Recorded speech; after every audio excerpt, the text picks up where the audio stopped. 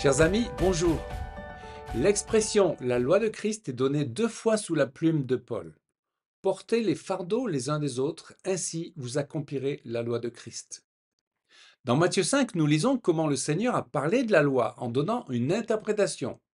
Vous avez appris, mais moi je vous dis. Est-ce que cela veut dire que la loi de Moïse est caduque, sachant que Jésus lui-même a dit aucun iota ou trait de la loi ne serait ôté?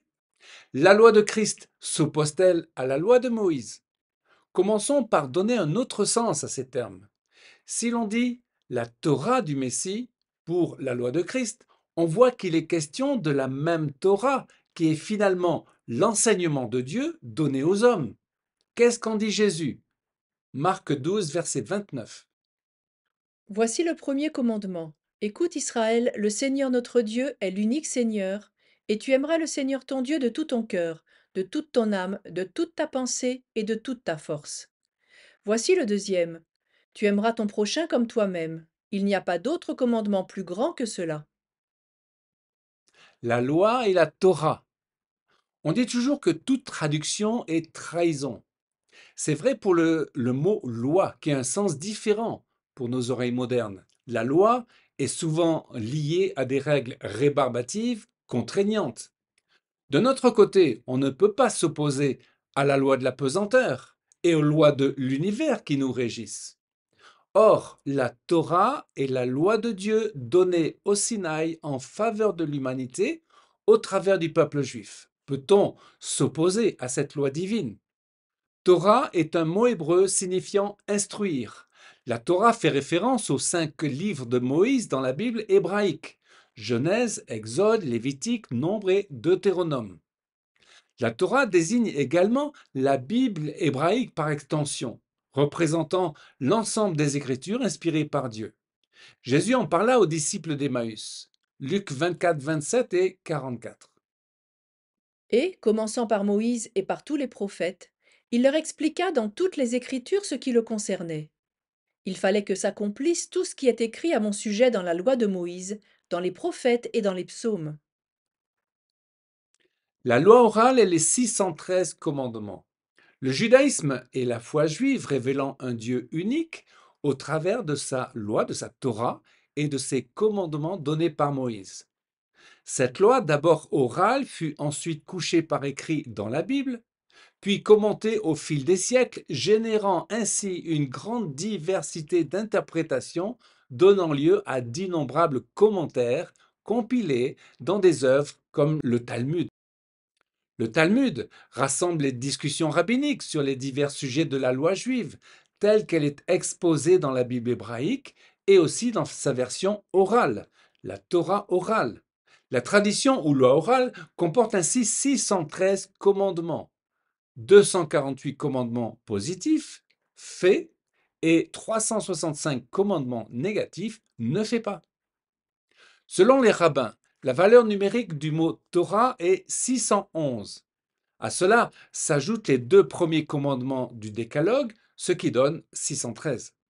Il faut savoir qu'une grande partie de ces 613 commandements est caduque, traitant du service du temple ou de l'esclavage. Par exemple, les 3 derniers commandements parlent du soldat qui prend pour lui une femme étrangère captive. Il ne pourra pas la vendre, devra la laisser partir libre s'il ne l'aime plus. Pourtant, de grands préceptes et principes bibliques restent d'actualité. Des commandements à observer tels la dîme, le respect de la nature, l'amour de la famille et de son prochain, et bien sûr la foi en un Dieu unique. Alors la Torah de Christ. En citant le Shema, Jésus montre qu'il ne sort pas de l'alliance faite par Dieu avec Israël. Pourtant, le message de Jésus sera absolument novateur. Il va démontrer que la vraie piété s'est perdue dans les traditions et le formalisme. La mission de Jésus est de montrer la magnificence de la Torah et d'en dégager la spiritualité, la faire respecter et en présenter l'étendue ainsi que les exigences éternelles. Jésus est en fait la Torah incarnée, une Torah rendue vivante par l'Esprit de Dieu, et le centre de ce message est l'amour. Jean 13, verset 34. Je vous donne un commandement nouveau. Aimez-vous les uns les autres. Comme je vous ai aimé, vous aussi, aimez-vous les uns les autres. C'est à cela que tous reconnaîtront que vous êtes mes disciples, si vous avez de l'amour les uns pour les autres. Cette parole de Jésus montre combien nous devons rester humbles. L'Église remplit-elle sa mission d'être le sel et la lumière du monde? Brille-t-elle par son unité? Rend-elle les Juifs jaloux comme le souhaitait Paul? Parlons de la Torah de Moïse et Hillel. La Torah de Moïse n'a pas pour but le salut. Si le culte chrétien parle du Rédempteur, le Shabbat révère le Dieu de la création. Dieu a donné ses commandements pour le bonheur de son peuple. Deutéronome 30, verset 16. Car je te prescris aujourd'hui d'aimer l'Éternel ton Dieu, de marcher dans ses voies, et d'observer ses commandements, ses lois et ses ordonnances, afin que tu vives et que tu multiplies, et que l'Éternel ton Dieu te bénisse dans le pays dont tu vas entrer en possession. Le rabbin Hillel ou Hillel l'Ancien disait: ce que tu n'aimes pas qu'on te fasse, ne le fais pas à ton prochain. Ce principe résume toute la Torah, le reste n'est que commentaire. Hillel voit dans le commandement d'aimer son prochain comme soi-même l'un des fondements essentiels du judaïsme. Aimer son prochain, c'est avoir concrètement le souci de son bien-être matériel et spirituel. On ne peut aimer Dieu sans aimer sa créature. Voilà le véritable fondement de l'amour du prochain et c'est le grand principe de la Torah. Parlons du premier concile de Jérusalem. En Acte 15, nous lisons les décisions des leaders de la communauté messianique avec Jacques, Pierre, Paul et Barnabas.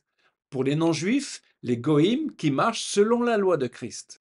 Dans ce concile, Jacques, comme chef de l'Église, résume les règles pour les non-juifs n'étant pas soumis à la loi de Moïse. Acte 15, versets 19.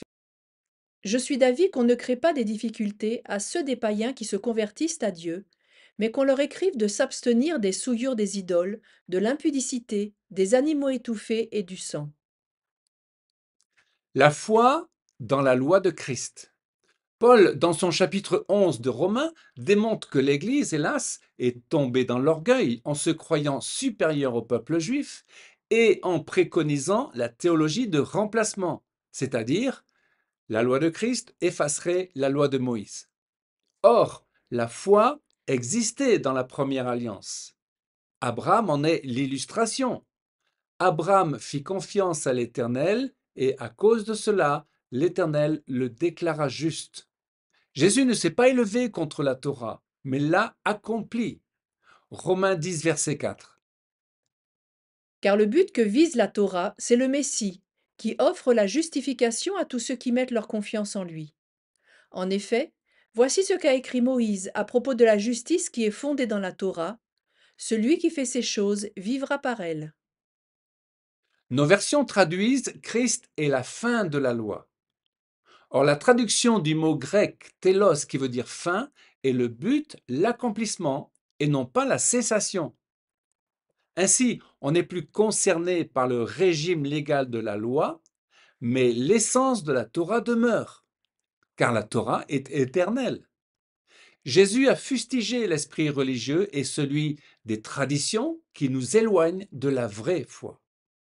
Pierre, qui nous renvoie à la loi de Moïse, nous dit: celui qui vous a appelé est saint, vous aussi soyez saints dans toute votre conduite.